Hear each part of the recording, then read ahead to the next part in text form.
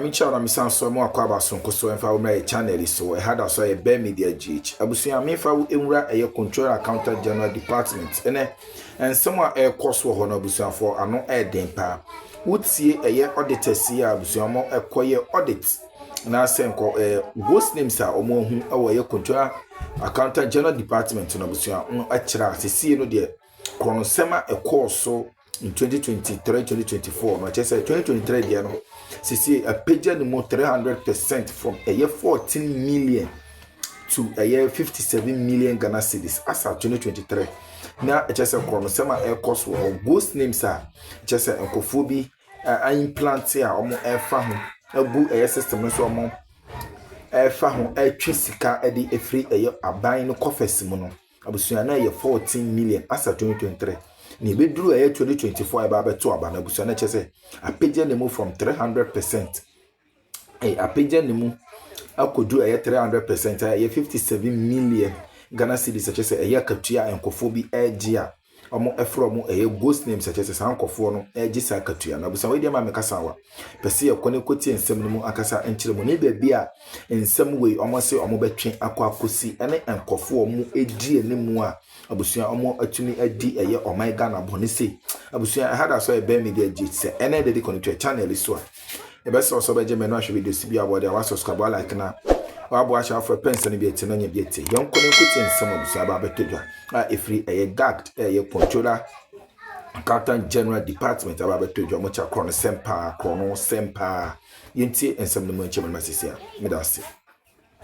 In more news tonight, financial mismanagement among government agencies has seen a jump in the last year, especially payroll fraud, which saw 300% rise from 14 million cedis in 2023 to 57 million cedis in 2024.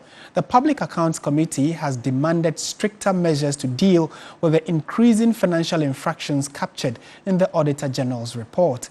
Deputy Finance Minister says a staff at the Accountant General's department is under investigation for related offences. We've come across some allegations of payroll-related fraud issues that we have asked the investigation agencies to investigate. Fortunately, because these things are done on the system, it is even possible for us to see who activated somebody, who deactivated the person, and all that. There was one that went viral recently about someone who complained that I think a teacher also name was taken off the payroll. Somebody assisted him to get it on, and the person was demanding a lot of money from him because he did not pay. They went ahead and removed his name from the payroll. We have taken serious view of this, and it is being investigated. Fortunately, controller knows the person in the controller office who activated, who deactivated, but a lot more information need to come out for us to know what really went on and for the appropriate punishment to be meted out. And so the finance minister takes serious views to some of these things, and he's asked that we have an in-depth investigation into it. We will apprise the general public of whatever the outcome is. And as Controller said, the public should be free to come forth with any information that will help us nip this trend in the bud. Let's now go to the Savannah region, where the Inspector General of Police is leading a high-level security delegation to the Solotuna Kalba district after deadly communal clashes there. The clashes were over disputed lands, forcing hundreds of residents to flee for safety. Fresh attacks last night prompted regional officials to tighten security even in neighboring communities. Christopher Mwaku joined the IGP and his team and joins us now for more. Christopher, thank you so much for your time. What can you update us on news on the communal clashes since the IGP's arrival? Yes, so Portia, as we speak, the Inspector General of Police, together with other top military officials, have been meeting with key stakeholders here in the Solatuna Kalba district, where the land dispute claimed some lives, injuring several others. Now, his first port of call was at the Regional Security Council, where he met with them and had a discussion with them on the security arrangements. From there, he moved to the palace of the King of Boja, Yagomura Bikunuto Jewusole the first, to also have a briefing and an interaction with him. From there, the team moved straight to Sola, where they met with the Solawura and also had some discussions with him. Then, currently, as we speak, the team is in the Kalba area interacting with people. Portia, let me say that the conflict that started on Sunday, there are some escalations here in the Solatuna Kalba district because previously it was only the Gweniri community, but now it has escalated to several other adjoining communities. Now, earlier today, when the security personnel in the community escorted some people to safety, by the time they returned into the community, the chief's palace was burnt totally to ashes. And that is how severe the conflict is. Even though police and military are trying their possible best to calm the situation. Right here behind me are several hundreds of people who have fled this conflict zone to the Solar community for safety. For the past 2 days, these people have been here. Some of them have not even eaten. Others have not taken their bath. All they are saying right now is that peace should prevail for them to be able to go back to their communities for life to continue. Portia. Christopher, does this mean that more people are still fleeing despite the police deployment over there? Yes, Portia, I can say that even though some security police presence is in the area, but I must say that it's not enough to be able to control the situation because other communities are also recording this conflict. And so once the police are at one place, another place, the conflict is taking place. And so the police have to, or the security agencies here, have to split themselves to also cover the other communities that are affected. There are several calls for intensified police presence and also more police deployment to the area. As we speak, the IGP and his men are in the area and also assessing the situation. Probably after that, the IGP and the Savannah Regional Security Council will deploy more security into the area because the situation is not looking too good. Portia. Christopher, just before you go, are NADMO officials also there to give aid to victims? Portia, come again. I'm asking if NADMO officials are present in the community to give relief items or aid to the victims. Okay, so I've not cited any NADMO official here, but what is happening right now is that the Ministry for Gender, Women and Social Protection through the Ghana School Feeding program, the social protection aspect of it, they have prepared some quantities of food to supply to these affected people here. And so pretty shortly they will be distributing the food. They have arrived here. I've just cited them. They have brought the food in large quantities to also supply from the Ministry for Gender, Children and Social Protection.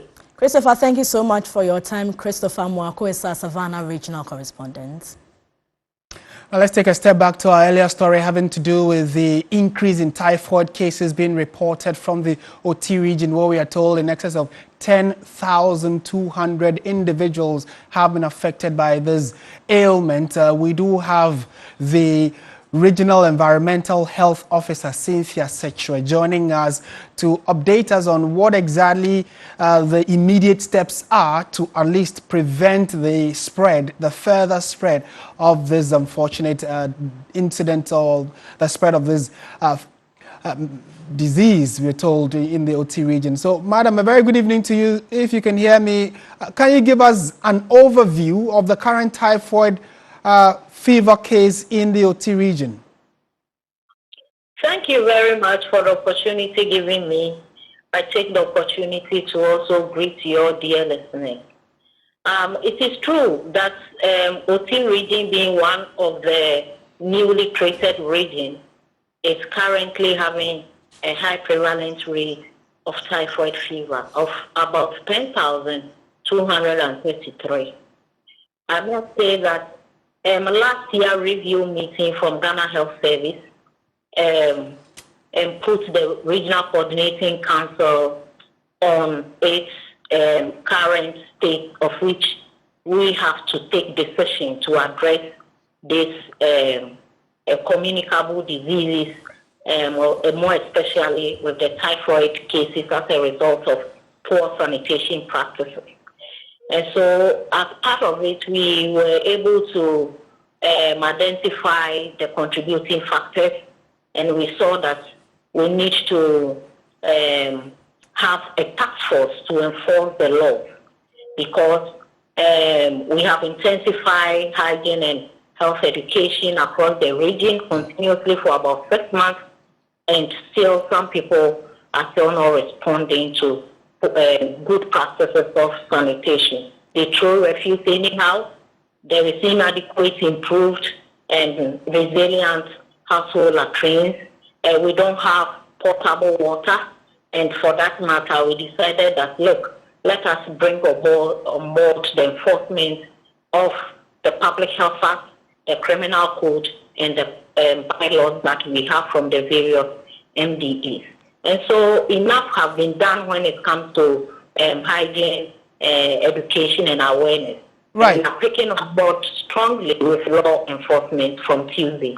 So that was actually the question I was going to ask, that if 6 months into the new year, you are recording in excess of 10,000, how long ago did you start these public engagements and awareness creation? That although that is in place, we are still recording over 10,000 people infected by a disease caused simply by filth. Okay, so that comes back to law enforcement. We realize that enough has been done when it comes to sensitization, but yet still we have recalcitrance. And therefore we took the resilience planning approach to assess our status as a region, and we recognize that, look, enough has not been done when it comes to law enforcement. Last year, for instance, the whole of the year 2024, we were able to serve 19 court sermons. Out of the 19, only 8 complied with the sermon. Right. What happens to the rest? And so that is why the REST Fund, that's the Regional Environmental Health Task Force, has been born. Okay. And with this one, we are going to make sure that that gap, we are going to enforce it to complement the hygiene education that we've been talking about. All right, Madam Cynthia Sechere, thank you for your time this evening. She is the Regional Environment Health Directorate in the OT region. In more news tonight, 8 persons who assaulted Mavis Hawakumsen, the former Minister of Fisheries and Aquaculture, and 2 others during the Ablekuma North rerun elections have been convicted by an Accra Circuit Court. This was after they had pleaded guilty to conspiracy to commit crime, to wit, assault and other counts of assault. The 8 persons include Mohammed Abubakar, a private security person, Jijani Mahmood, a driver, Prince Jatbasu, a businessman, and Anas Mohammed, an estate developer. The rest are Mohammed Hamda, a mechanic, Dako Otibu Samuel, a businessman, Musa Muntari, a station manager, and Ali Said, a businessman. The accused persons were convicted on their plea, and the court deferred sentencing to Friday, August 29. The accused persons, who are on police enquiry bail, were granted a court bail in the sum of 80,000 cedis with 1 surety each.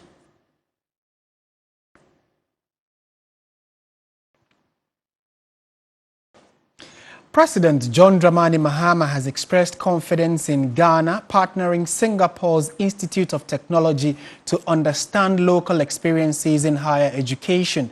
Speaking earlier at a business summit, he outlined 5 areas of possible investment, including agriculture and education, where he expects Singapore to tap in. The president told Singaporean investors that Africa is the fastest emerging market and Ghana is prepared to serve as a gateway, taking into account the country's current economic gains. Africa and Singapore must be champions of open markets, trusted rules, trade rules, and practical partnerships that deliver jobs, technology transfer, and shared prosperity for our people.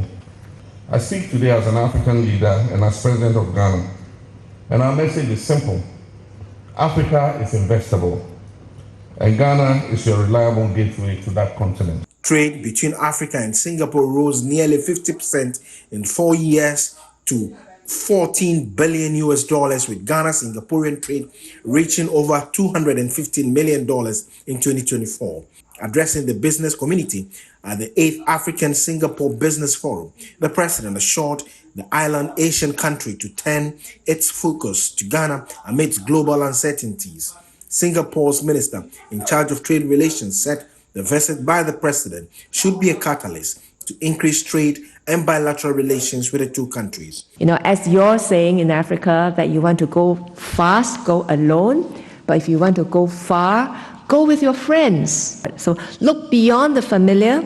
Let us not just Africa and Southeast Asia as separate markets, but as complementary engines of growth. He later visited the Singapore Institute of Technology. Deputy Presidential Spokesperson Shamima Muslim says the suspended Chief Justice Gertrude Tokonu must follow due process and trust institutions to deliver. Speaking at a national dialogue on the implementation of Ghana's affirmative action law, she encouraged women not to be deterred by public scrutiny, but step up confidently into leadership and governance roles. Every female that is in this arena, they will always receive a disproportionate amount of scrutiny. And so that cannot be a deterrent for those who still want to serve.